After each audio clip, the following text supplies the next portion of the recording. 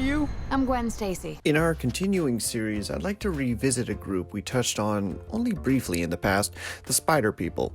That's pretty much everyone who encompasses the Spider-Verse, a collective of individuals who possess abilities similar to one Peter Parker, the original Spider-Man.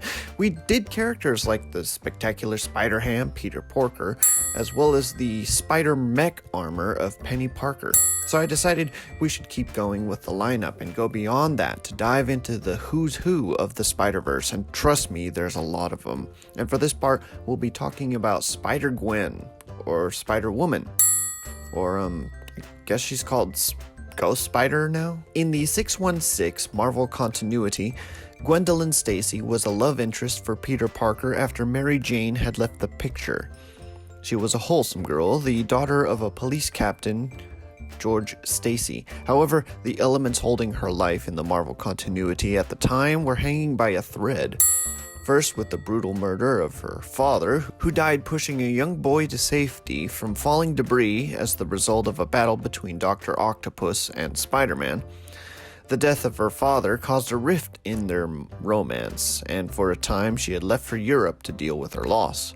She eventually returned after the feelings for Peter rekindled. However, despite writer Stan Lee wanting Stacy to continue as Parker's main love interest, his previous flame Mary Jane was a more popular pick amongst the readers. Eventually, it came down to Gwen Stacy meeting a grisly end at the hands of the Green Goblin. This after he pushed her off the George Washington Bridge. Spider-Man did his utmost to battle against the foe while attempting to save her. He even tried webbing to catch her from hitting the ground, but that webbing suddenly stopped her momentum and snapped her neck in a whiplash effect. She was dead without ever touching pavement. Stan Lee talked about the event with the crowd at Salt Lake City's Comic-Con in 2014. He said that it was a very sore subject for me. I created Gwen Stacy and Mary Jane, and I wanted to have some fun with them as the series went along. I came back and found that he, Jerry Conway, had killed Gwen Stacy. I almost killed Jerry Conway. The event was of interest to fans because some copies of The Amazing Spider-Man number 125 in 1973 featured a snap sound effect as Gwen Stacy was plummeting to her doom. The event was labeled The Night Gwen Stacy Died. It was the event that brought an end to Gwen Stacy's story with Peter Parker, and Stan Lee was left wondering if the fans thought that the Marvel staff had a vendetta against the Stacy family. The aftermath of her demise puts Mary Jane at the forefront of Peter Parker's romantic interests. The rest is comic book history. The girl he loved at the time, Gwen Stacy, was falling and he wanted to save her. In issue number 121 of The Amazing Spider-Man, Gwen Stacy is hurled from the Brooklyn Bridge by the devilish Green Goblin. He shot his webbing down to catch her with the best of intentions. In so doing, when the webbing caught her, her neck snapped and she died. Now he has this bit of guilt to carry with him forever. However, there is another Gwendolyn Stacy. She serves as the Spider-Woman of another reality. Her story was born on the pages of Edge of Spider-Verse, written by Jason Latour and art by Robbie Rodriguez. The one-shot intro to her character in 2014 led to the big Spider-Verse team-up a year later and her subsequent solo title. And from the cosplays, you could tell that the character has had an impact on Spider fans, enough to warrant a number of issues in her own solo title as well as appearances in other comics, and a prominent point in the film of 2018 Spider-Man Into the Spider-Verse as sharing co-star spotlight with Peter B. Parker of Another Reality. In her parallel reality, dubbed Earth 65, Gwendolyn Stacy endures circumstances very opposite Peter Parker of the main Marvel Universe continuity. She gets bitten by the radioactive spider and is part of an all-girl band named the Mary Janes. Early in the story, her world's Peter Parker is a close friend, but bullied most of the time.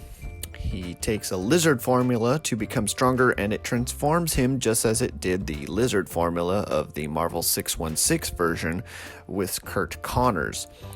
She battles the lizard and kills the creature only to find it was her friend Peter this whole time. The conclusion of the battle caused many of the authorities to chase after her for murder, making her a menace to society with how the neighborhood views her compared to the 616 Marvel Spider-Man. And her father being a police captain does mimic a little bit of the Barbara Gordon Batgirl versus Commissioner Gordon of the Batman comics. The Spider-Verse stories only serve as a short introduction to the character, where then she is immediately catapulted into the mix of Spider People in The Amazing Spider-Man number 13 by writer Dan Slott and art by Giuseppe Camuncoli, and the Spider-Verse comics by Mike Costa with art by Andre Lima Araujo of a year later. The popularity of her character in particular fueled a continuance of her solo books, as well as an inclusion in an all-female title called Spider-Women, where she teams up with Cindy Moon, aka Silk, and Jessica Drew, aka Spider-Woman. But she's the Spider-Woman of Earth 65, who is now for reasons displaced on Earth 616. So in a battle with the Cindy Moon of her reality, she loses her powers and has to rely on a crooked lawyer, Matt Murdock, to provide a serum to give her back her abilities. She bonds with a venom-like symbiote, although it was more of a lab creation to regain her spider abilities than anything, in a battle against the crooked lawyer. And now that she's stuck on the Earth 616 reality for reasons, she attends university while the Peter Parker of the main universe analyzes what could be happening with her symbiote. She continues to be a popular character, and she will continue to grace the pages of the Marvel continuity and will continue to be a part of the Web Warrior Collective as well. Maybe this is some sort of strange reversal to the shoddy way she was treated back in the pages of Amazing Spider-Man all those years ago.